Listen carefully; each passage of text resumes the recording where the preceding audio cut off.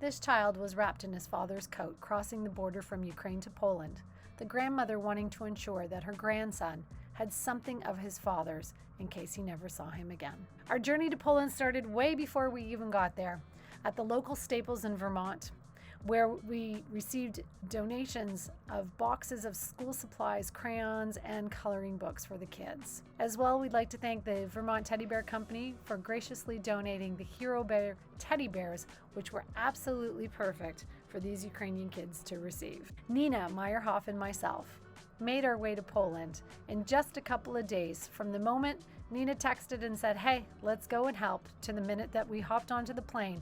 We had very little time, but somehow managed to rally an army of people to be able to help us to get the supplies that we needed to take with us to Poland.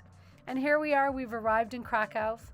We have some of our suitcases with us, filled and stuffed with teddy bears and school supplies. Now, we possibly couldn't carry everything, so we needed to make sure that we could support the local economy of Poland, who were so graciously and generously helping out the Ukrainians. We wanted to buy local, so we bought hundreds of teddy bears from this beautiful store in Krakow. I couldn't believe the selection. They were gorgeous. Our first stop was to make it to the border of Medyka, on the border of Poland and Ukraine, where we were able to see hundreds and thousands of people lined up, waiting to be processed as they entered into Poland. A team of us got together and started meeting people, connecting, and handing out teddy bears. The teddy bears for us were an opportunity to connect with kids and their moms in a safe way. Plus, it brought smiles to their faces. From the border, we headed to the town of Oświęcim, or Auschwitz. Now, many of us, when we think of Auschwitz, think of the concentration camp. But outside of that is a beautiful old town of Oświęcim. And here, the people so welcomely opened their arms for people to be able to come and stay. Our work from there led us back to the Refugee and Processing Center near the border once again in Medyka, where we met and saw hundreds of people staying in the shelters. We also had the opportunity to go to the train station. And here was a different kind of hope. Unlike the border, where people looked so tired and just shell-shocked coming across, the train station was a place of hope. Here, people were getting on trains to go somewhere, and the kids were super excited to receive their teddy bears. We also had the opportunity, from going to the train station and seeing these wonderful, happy, smiley kids, to go back and work once again at the border. We traveled back and forth numerous times with all of our donations, and shelter upon shelter, we just saw more and more people arriving every single day.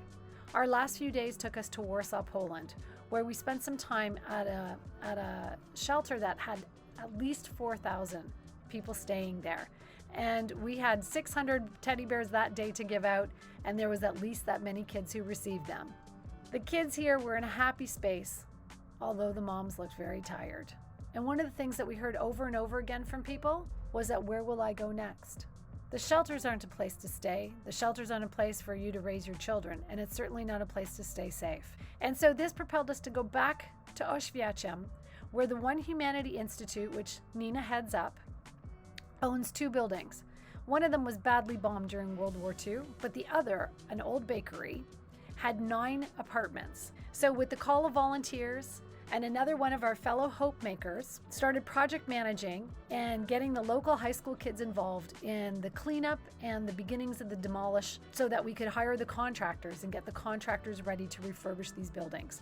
The 9 apartments will allow for up to 25 people to be able to stay and live for an extended period of time until it is safe to go back home. I'm back home now, and as I reflect upon my time in Poland, I realize what a blessing it was to be there at the beginning of this war. It's because at that point in time, it was just people. It was just the people of Poland and the volunteers that had come to help. There wasn't any NGOs, there wasn't any government set up yet. It was just people coming to help, and we got to be a part of that, which I am truly blessed and honored. I was expecting the teddy bears to be the bridge for me to be able to talk and connect with